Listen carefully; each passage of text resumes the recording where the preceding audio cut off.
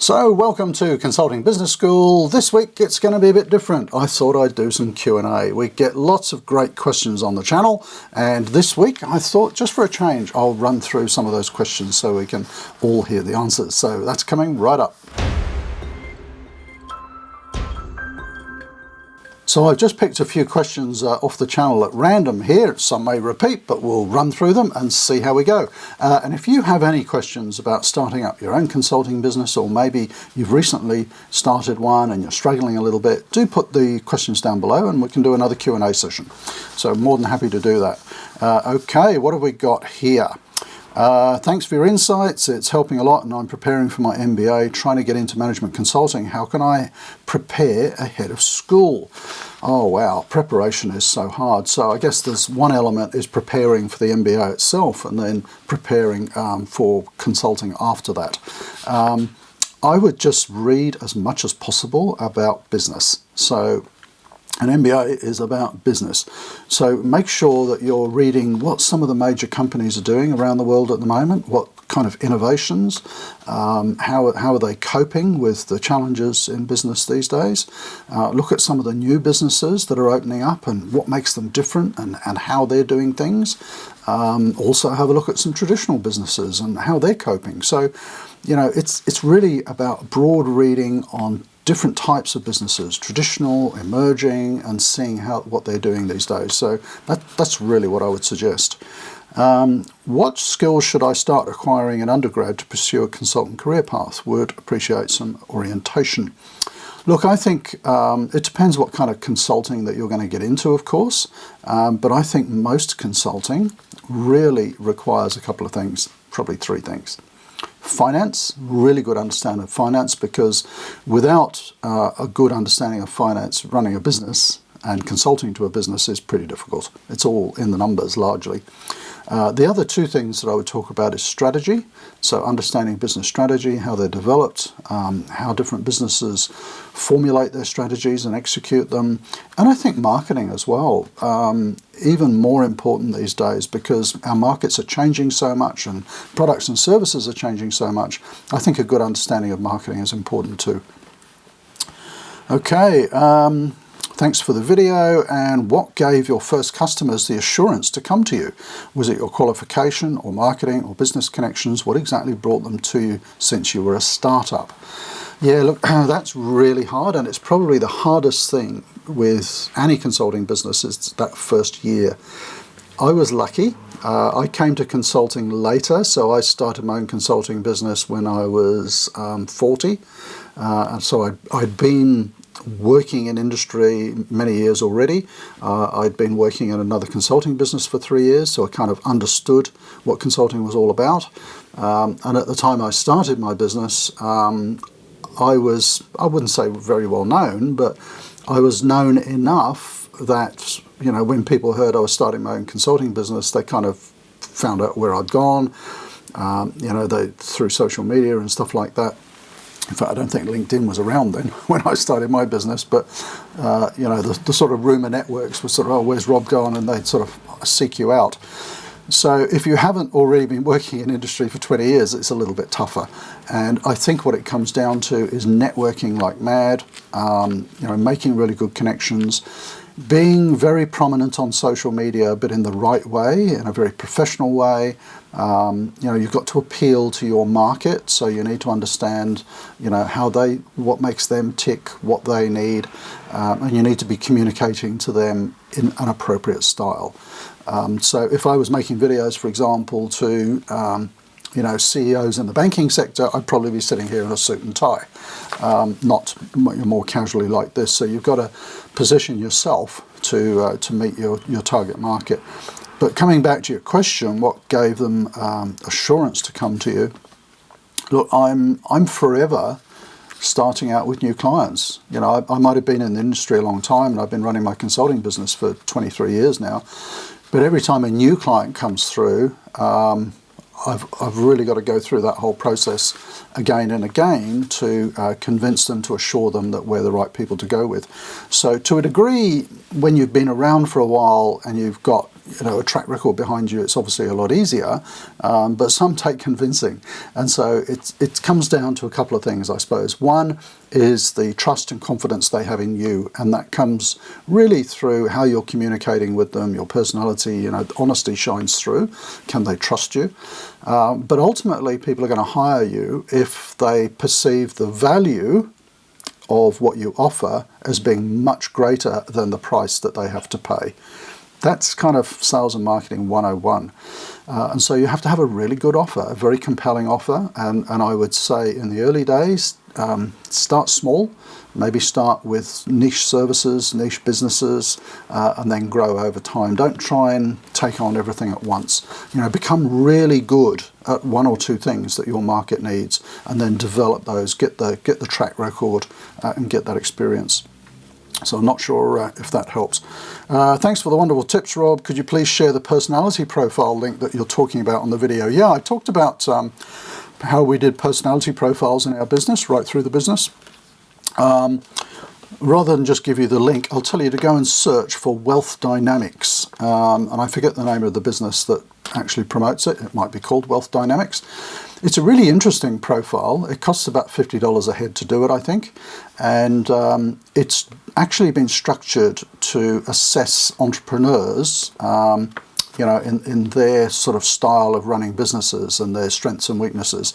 But I find it just a brilliant personality profile overall. So we use it for all of our team, and it's called Wealth Dynamics. Now, what have I learned from your clip? I want to be a coach. So this was obviously the one, consulting versus coaching. I'd like to focus on helping people build their personal branding to grow the career they want. Do you have any advice on how to differentiate myself, especially because almost everyone is a coach these days? How would you approach a competitive analysis as a first step in this field? Yeah, look, it does seem like everyone is a coach these days. I think it's, particularly over the last 5 years or so, it's really the sort of all part of this gig economy, isn't it? Everyone seems to be a coach or hiring coaches. I do myself. I have a couple of coaches to help me in certain areas of my business. So how would you approach a competitive analysis? I'm going to sound like I'm repeating myself, but it's you really want to have a look very closely at who your target market is. It's not everyone. I presume this is business owners, or maybe it's individuals. But you want to niche down as much as possible, certainly at the early stages, and be very clear about who you're helping and what their issues are and how you're going to help resolve them. So, for example, this is people building their personal branding. Maybe it's dentists who want to build their personal branding. So, you're going to really focus in on that particular market and understand what it is that they're looking for. And then have a look at what everyone else is providing to that particular niche. You see, where I think a lot of coaches go wrong is they think of it, they come at it from a product perspective. So in this case, I'm helping people build their personal brand, and they target just anybody. Well, there you're competing with hundreds and thousands of millions of other coaches all around the world, because you are competing globally, all doing the same thing. So how can you differentiate yourself? It might be, how to build personal branding for dentists. One of our, I have another business called Virtual Done Well, and I was talking to one of our clients over there, and he's an orthopedic surgeon. Get that. And he uses our virtual assistant services. And I was talking to him about his marketing. He's very specific.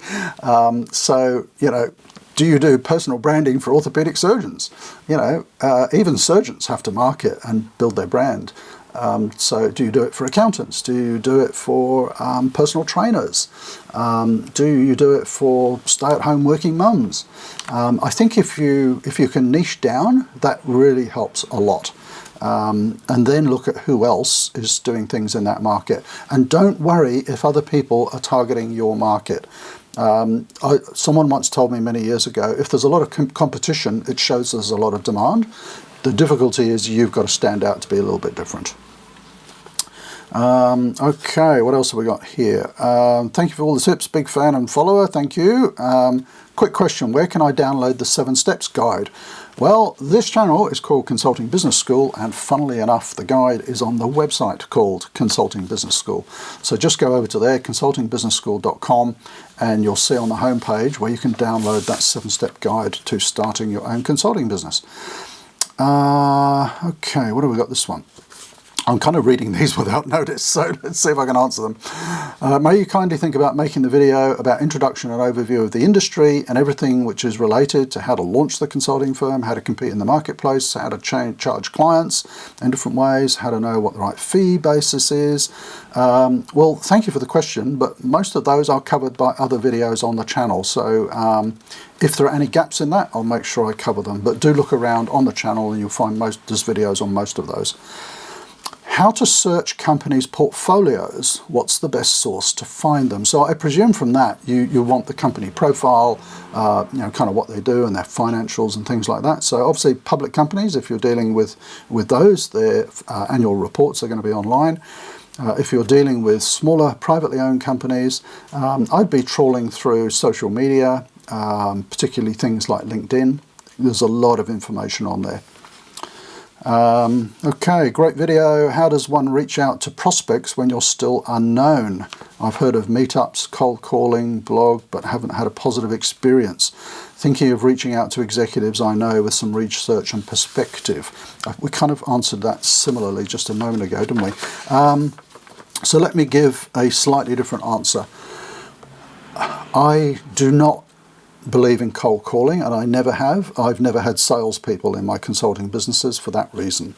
And I think particularly over the last 10 years or so, people do not want random individuals just ringing them up and emailing them and say, hey, have I got an offer for you? It's really off-putting. So you've got to create warm leads. So there's a couple of ways to do that.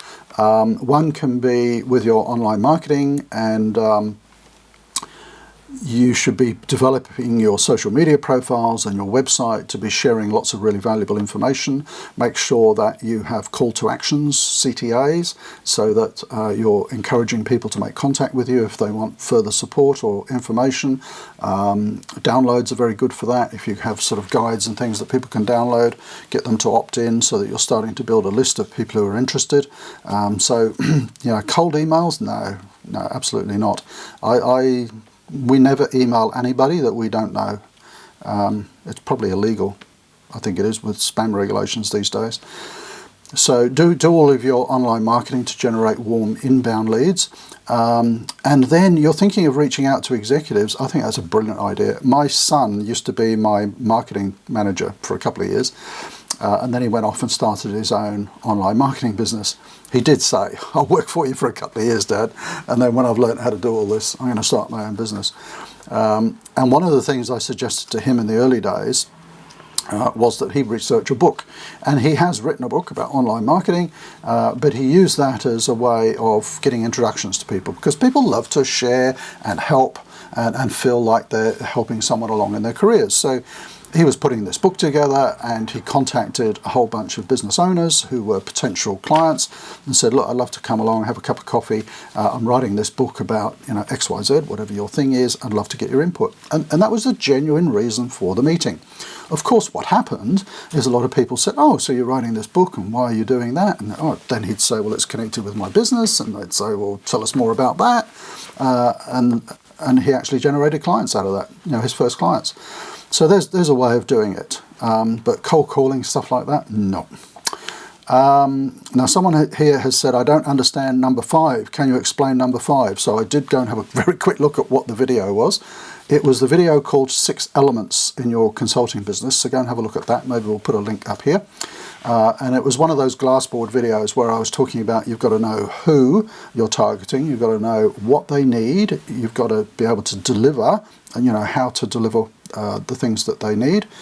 You've got to work out your pricing. And then number 5 was differentiate. You've got to differentiate yourself. And number 6, by the way, was building the brand and so on. But the number 5 that you were looking at was differentiation. And what do I mean by that? It means if you're a coach in personal branding, which was one of our earlier questions, how are you different? how are you differentiated from all the other personal branding coaches? So do you deliver the service in a different way? Do you do it faster, cheaper? Do you deliver it in some unique way that other coaches don't do it?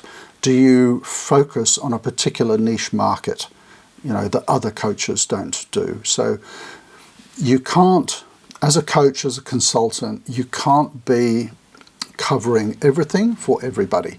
You need a niche in terms of your expertise, and you need a niche in terms of your market. And once you match those two up, you're halfway there. Don't try and do everything for everybody. That doesn't work, and you just get lost amongst all the clutter of other consultants and coaches out there. So number 5 was differentiate.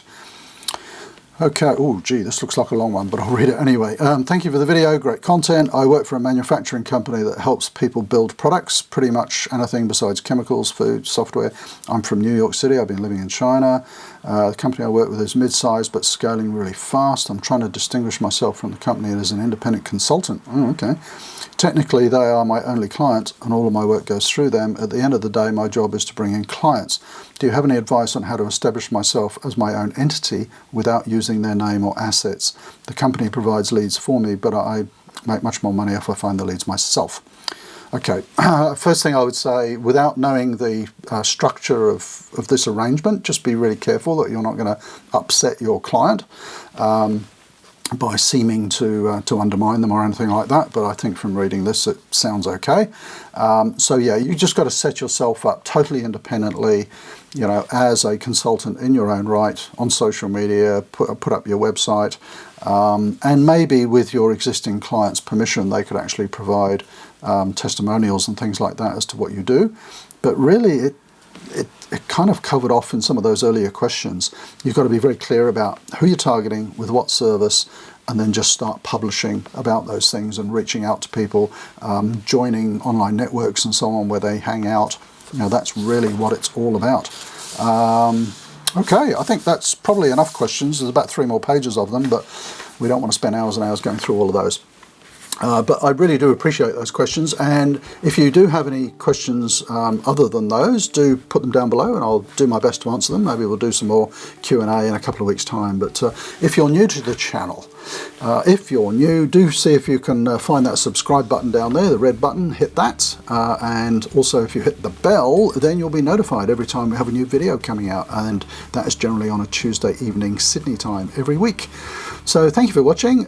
Thank you for all the questions. I hope some of the answers there were useful.